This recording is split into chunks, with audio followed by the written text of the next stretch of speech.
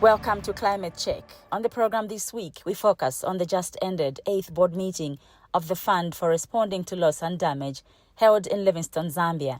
It brought together global leaders to shape how the world responds to the growing impacts of climate change. I was privileged to sit down with Ibrahima Cheikh Doing, Executive Director of the Fund for Responding to Loss and Damage, to unpack the key outcomes of the meeting, the progress towards making the fund fully operational, and what it means for vulnerable countries on the front lines.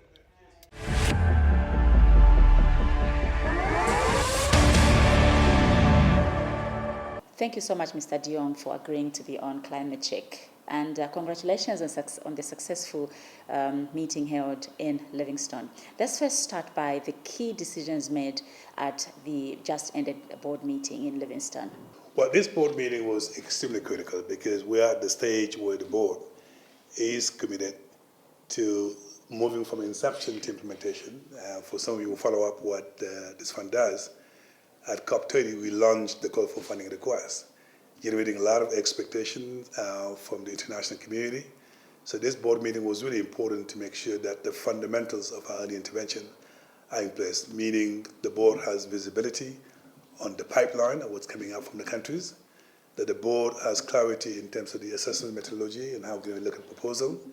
And the board also wants to make sure we are actually catering for the direct budget support and the risk that we have to manage to make sure funding actually will get to the countries. So this is really important. In all front, decisions were made and making people at least comfortable that our early intervention implementation is on the right track. But the other thing which is important, and that is resource mobilization, extremely important to this fund. So we at least now have a strategy going forward, how we're going to be mobilizing resources in the short term, but also the long-term resource mobilization, which is extremely important. So this fund is highly capitalized in meeting the demand of the countries. Were there any financial pledges at this meeting and meant to scaling up contributions to the fund? Well, as of today, we have about $820 million actually pledged by 28 contributors. Half of them has been released, meaning it's in the bank account of the fund. That made it possible for us to make commitment as a fund in supporting countries, and that's the $250 million early intervention came from the fact that we can afford to actually support countries. Now, our board, obviously, depending on the pace of the additional resources coming to play, can make additional commitment in supporting countries, and that is very good news for the countries. Now, while we do that, obviously, we are mobilizing the longer-term resources, and that's why in Livingstone, a decision was made to, on stage one, begin to think about what do we need to do to convert some of the existing pledges, welcome some new contributors, and basically setting a path for early replenishment, hopefully sometime next year, so we can get more resources. In the meantime, since the last time we met, we got some additional pledges that came from Spain and other countries, but also countries are converting their pledges. I think that's really most important. One thing is to pledge, the other thing is to make sure the money is actually available so we can support the countries. How is the fund ensuring that the most climate vulnerable countries, especially in Africa, can access resources and quickly too? Well, there are a couple of things. First of all, in our early intervention, recognizing that not all the countries are in the same stage of climate change, had been a decision that a minimum of 50% will be allocated to the least developed countries, but also to the small island development states. And that is a recognition by the board that the most vulnerable countries have to be taken into account. So it's not going to be a first come, first serve, and that's this, I think, the first step in recognizing the most vulnerable one. I think second is just making sure our access modalities are designed in a way they're actually simple and simplified, learning from the lesson from other funds to make sure that access is actually easier. One thing is to announce billions of dollars, but if they're not accessible to those who need them, it doesn't help the countries. And I think our board is sensitive about that. And we've learned so much from other funds, so hopefully that, put together will help us to be a fund that's a bit different in the way we could access. Well, a couple of timelines are important. Number one, our next board meeting, which is the 9th one in the Philippines, our board is expected to make a decision out of the pipeline of funding, of project I should say, a request, which one to fund. It's going to be an interesting board meeting because that is where decision will be made so that we can go to COP31 and make an announcement at COP30, we launch, at COP31, we're funding, and that's being really important. I think the second thing which is important, our board decided, recognizing the capacity gap for some countries in putting together a proposal, the building their institution, have launched an initiative called the Country Support System, basically providing additional resources to countries to build their capacity, put together a banking proposal. And the innovation is they've delegated the responsibility to me as an ED to refuse to at least avoid the transaction costs that comes with a type of initiative, obviously guided by an accountability framework so that the ED doesn't just have a blank check and do whatever he wants to do. And that is recognizing that it's really the capacity gap need to be addressed if we want to enhance responses to loss and damage. And the last thing that will happen over the coming months is we need to implement a resource mobilization strategy, and that is to put together, accelerate the conversion, but also have a strategy whereby next year, when we launch the replenishment process, then we will have at least the argument and the story to make sure that we can double up the contribution. That demands it's in the billions, obviously, but it's also important that the Secretariat has the capacity to deliver, because one thing is to get billions of dollars. So we will, at the Secretariat, work toward actually strengthening the capacity so that when the funding are mobilized, we have what it takes to make sure that no one is left behind, and that's what this fund is all about. Well, first of all, I just had a meeting with the civil society in Zambia. It's very much aligned with our policy of transparency and accessibility and equity. This fund, I know that many observers of civil society that fought for decades for this fund to see today, we can't disappoint them. So I think starting with consultation, we will continue as a Secretariat. Even at the board, there's a session dedicated to dialogue with the civil society, and that's really a testament of the board recognizing it's important to hear all voices. I think second, as we design and make proposals to the board, we have a series of consultations with civil society. Our intention in doing so is making sure their views are reflected in what we propose to the board. And then within the board proceedings, the civil society are in the room, and at some point, depending on how the proceeding will go, they are given the floor to make a statement to the board, so the board is actually educated about their perspective.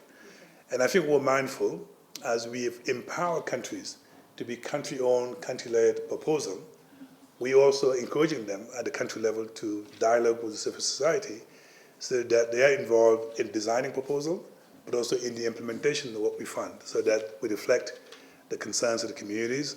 I had the pleasure of visiting some community around Livingston, the Songe village, and be exposed to the reality on the ground, demonstrating the human face of climate change, and that is what we want to reflect in our decisions, to recognize the human face of climate change.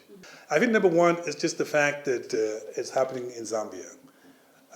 The journey of the fund, Zambia was involved throughout, from your leadership and advocating for this fund to see today because it's important. I think second, it also shows that while we're here, we're also showcasing the reality on the ground, which will inspire the board to make some rapid decisions so we can support. I think ultimately it also shows the sense of urgency for moving from inception to implementation. So it's no longer about our governance success, it's about how relevant are we to the countries, and the European countries in particular. And that's why this board was very important. It's at a time where delivery, that's really what this fund is all about. And as Executive Director, obviously I look forward to contributing in that delivery. If we look at how climate change is impacting vulnerable countries in the world, there's need for resource mobilization because the demand is definitely massive. What is the plan to keep the fund sufficiently capitalized in line with the expected results from the fund? So while we're having all this discussion about delivering, the extreme weather conditions are not getting better, they're getting worse. So what it does to me and to the fund, it really shows the sense of urgency and throughout. And that will also impact the way we mobilize resources to making the case that we need more resources, sufficiently capitalized fund. I think second is also important to underscore, it's not just about getting funding, it's also access has to be nimble and simplified in a way that funding will go to where it's needed. So that is also something that we're tasked by the board in making sure we learn from the lessons of other funds and creating a fund that's actually accessible. There's also a very strong message by the board. As we proceed, we may make some mistakes on the way, but we have to learn from those mistakes and make sure we bring about the necessary corrections so that we make sure this fund is set out to do what its mandate is to help and support developing countries in response to loss and damage. That is our mandate that keeps us awake, and hopefully we'll continue to bring our contribution so no one is left behind. Well, there are 5 global funds, and GCF and GEF, Adaptation Fund, the Climate Investment Fund, and the GEF, the Global Environmental Facility. I've just been co-opted in that group of heads of funds to join the other funds to work together. The notion of complementarity and coherence, all of our board basically stipulate that message to avoid the duplications on the ground in supporting countries. So what we intend to do is to join our forces and make sure, A, as we engage with countries, we join our forces so we don't send the wrong messages to countries. There may be possibilities in some cases whereby a different funding instrument combined, that's what it takes to support the countries. But more importantly, we're all going to go and raise some additional funding and make sure there's no competition and duplications so we can get the resources we need. I can tell you that the spirit within those funds is to work together, and they've been extremely helpful to FRD when we're designing it and making sure we actually deliver. What's important here is to focus on the countries, not on us. It's not about us, it's really about the countries. And when we make that case, then we can begin to move from inception to implementation and to relevance of the country, and that's what this fund is all about. And as we wrap up this interview, what would success look like for the fund in the next 12 months? I think it's just we continue to get to our next board meeting, and the board makes a decision about which country will benefit from the early intervention of the fund. Now, and that is important. I think success is also to make sure we have a successful replenishment so we can get more resources to support countries. I think success is also a very strong secretariat in terms of delivery capacity so we can be relevant to the board, to the countries. I think success means we continue to hear all the voices that are relevant to this fund. And that is why what I've done in Zambia is not a one-off. It's really a series of consultation and make sure we're seen as genuine as a fund in terms of transparency, equity, and that is really, I think, to me, what success, at least in the short run, but in the long run, it has to be a highly capitalized fund so that the demand and the billions is made by what we provide as a fund. This fund has seen the day thanks to global solidarity. So global solidarity is going to help us to move to the next level, which is to be relevant to the countries. Thank you for agreeing to talk to us on Climate Check. We wish you all the best as you do the noble work that pushes the agenda for climate adaptation and mitigation. Pleasure was mine. Thank you. Thank you.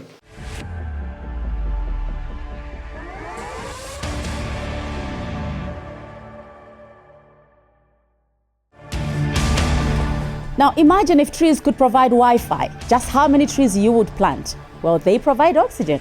We definitely cannot do without it. Destruction of nature, such as forests, has led to irreversible climatic changes to our world. Join me as I talk to policy formulators, change makers, and climate change interest groups on Climate Check, weekly on this channel. Now you are the solution to climate change.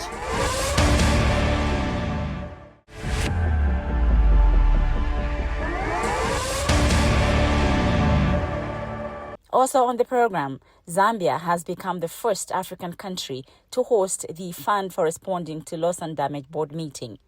Just what does this mean for the country? And how was the decision arrived at?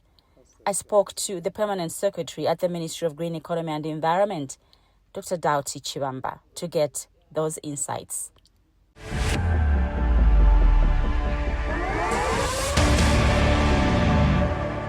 Developing countries are really big players in shaping the global climate agenda. But first of all, I would want to give some background why Zambia. Yes. Of all the African countries, why Zambia to host this board meeting for the first time in Africa. If you recall back in 2021, when the new government came in place, in Glasgow, Zambia was voted as the chair of the African Group of Negotiators. The first meeting that the president attended for COP. We were elected there as chair for African Group of Negotiators for 2 years. Now the way it works is that at head of state level, the president is the chair. At ministerial level, the minister responsible for green economy and environment is the chair. At technical level, the director responsible for green economy and climate change is the chair. So during that 2-year period, 2021 to 2023, the Zambian government really played a critical role, particularly in pushing for the establishment of the loss and damage.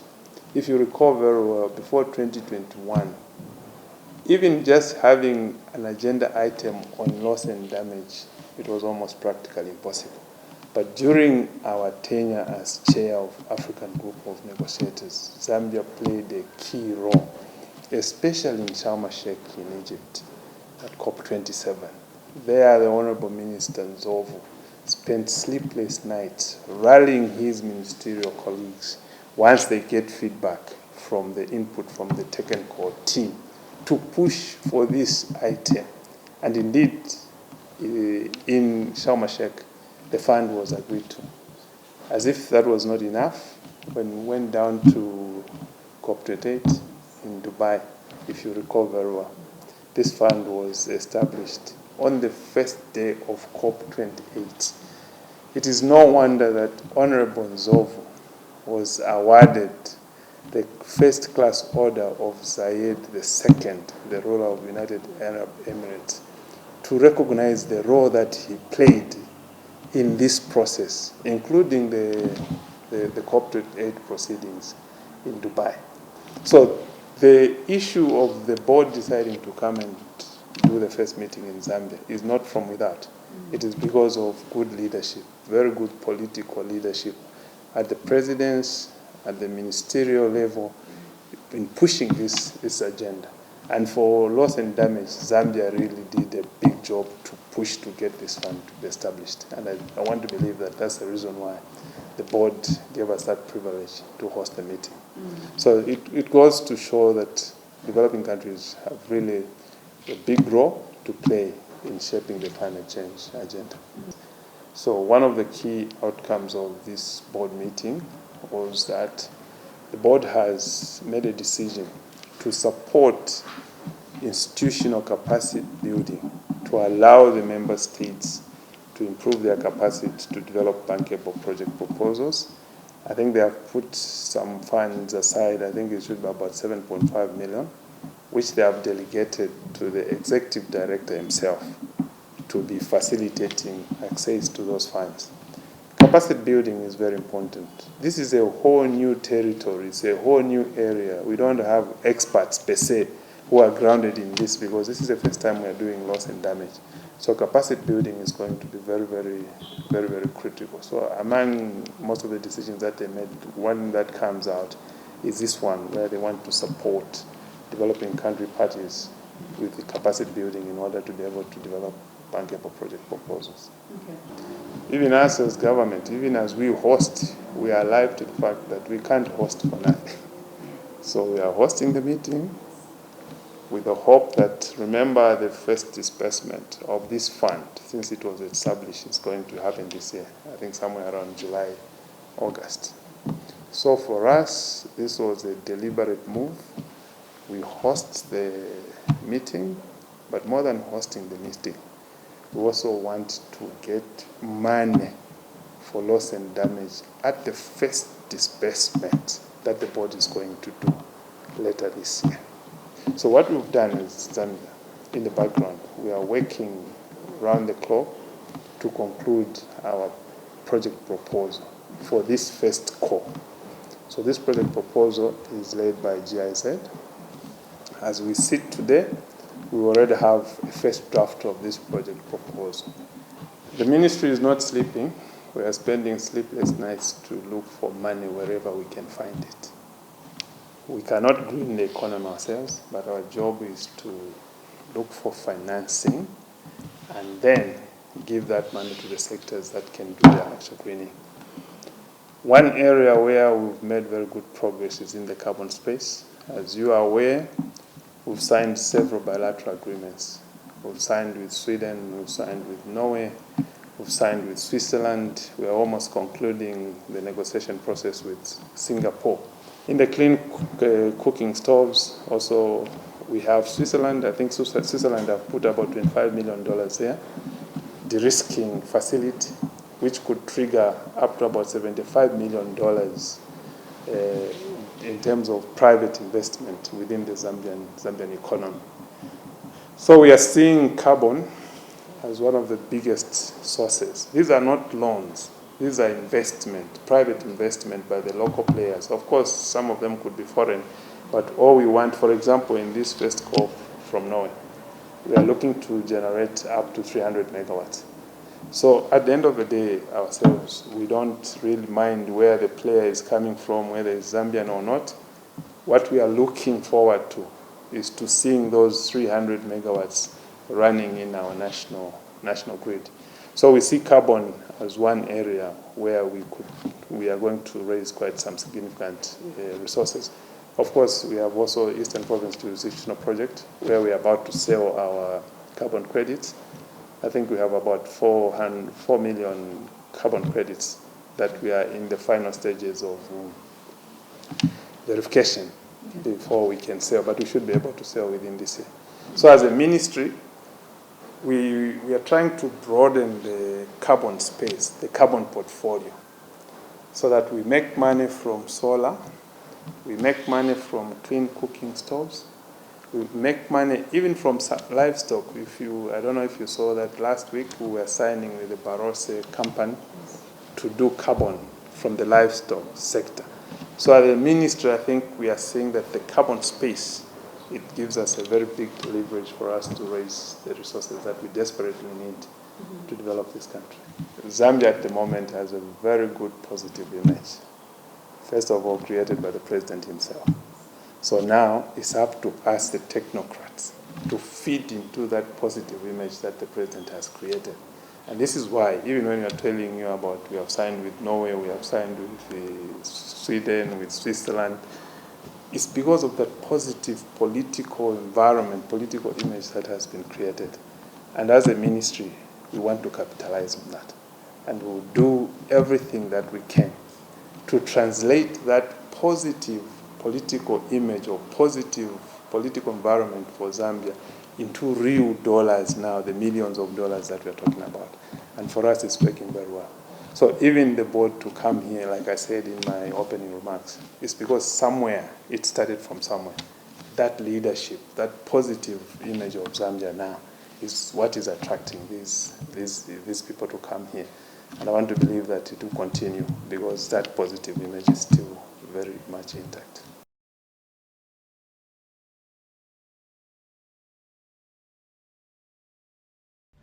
That's the program for this week. I'll be back next week, same time, same channel. Thanks for watching.